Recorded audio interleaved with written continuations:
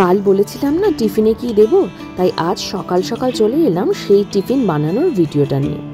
কাল তো আপনারা অনেকেই দেখেছেন এই র্যাভিওলি পাস্তাটা কালকে আমি বানিয়ে রেখেছিলাম।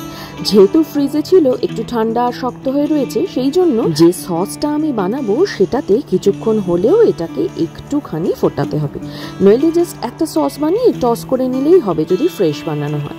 কিন্তু এই র্যাভিওলি পাস্তা টিফিনে দিতে গেলে এটা কিন্তু ইনস্ট্যান্টলি বানিয়ে দেওয়া খুবই ডিফিকাল্ট। 4-5 দিন ছুটি ছিল, সেই জন্য একবার রিস্কটা নিলাম আর কি। এটার রেসিপি ভিডিও তো পরে শেয়ার করব বলেইছি, সেই জন্য রেসিপি ডিটেলসে আর গেলাম না। তবে কিয়ানের বিশেষভাবে পছন্দ এই চিজ সস পাস্তা, সেই জন্য একটু চিজ দিয়ে হোয়াইট সস টাইপের বানিয়ে র্যাভিওলিগুলো ওর মধ্যে হালকা করে ফুটিয়ে নিলাম। এই র্যাভিওলিগুলো কিন্তু স্টাফিং করা আছে, আর এই পাস্তার মধ্যে নানা রকম জিনিসের স্টাফিং করে আপনি আবারও বাচ্চাদের খাওয়াতে পারেন। ইউজুয়ালি স্পিনাচ, চিজ এইরকম হেলদি টাইপের ফিলিং থাকে, এছাড়াও ইচ্ছে মতো নানা রকমের ফিলিং দেওয়াই যেতে পারে। কিয়ানকে দেওয়ার আগে যথারীতি আমি আগে টেস্ট করে দেখে নিয়েছিলাম জিনিসটা পারফেক্ট হয়েছে কিনা। দেখলাম মোটামুটি পারফেক্টই হয়েছে। আজকের মেন লাঞ্চটাই যথেষ্ট ভারী, সেই জন্য বাস টিফিনের জন্য হালকা করে 2টো বাটার কুকিজ দিলাম, আর তার সঙ্গে দিলাম একটা সন্দেশ। ব্যাস এই ছিল আজকের টিফিন। কি আজকের টিফিন বক্সটা কেমন লাগলো সেটা কিন্তু কমেন্ট করে জানাতে ভুলবেন না।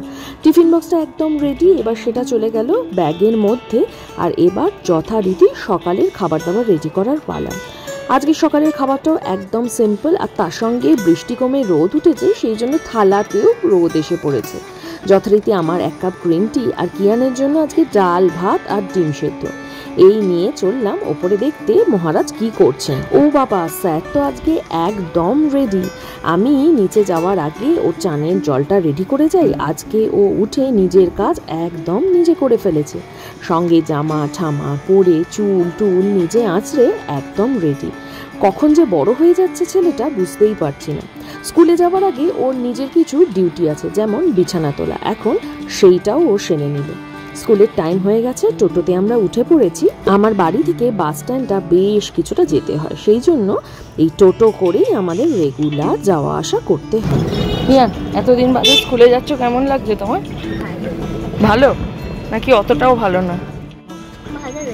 ভালো লাগছে। আমি আবার স্কুলে গিয়ে কাজ করে বকর বকর করতে পারবো। বাহ বাহ বাহ বাহ। আর তার জন্য পানিশমেন্ট পাবো, বোর্ডে নাম লিখে দেবে। না, মনিটর সেটা আবার বুঝছি তো। ব্যাস বাসও বেরিয়ে গেল, আর এবার আমার অখণ্ড অবসর। না, ঠিক অবসর নয়, হ্যাপি ইয়ারলি পরীক্ষা এসে গেছে, সেই জন্য কিয়ানের পড়াশোনার সব কিছু রেডি করে রাখতে হয়। এর মাঝে আমি চলে এসেছি দোকানে টুকটাক জিনিসপত্র কিনে নিয়ে এবার বাড়ি চলে যাব। সকালের পর্বটা ঠিক এইভাবেই শেষ হলো আজকে।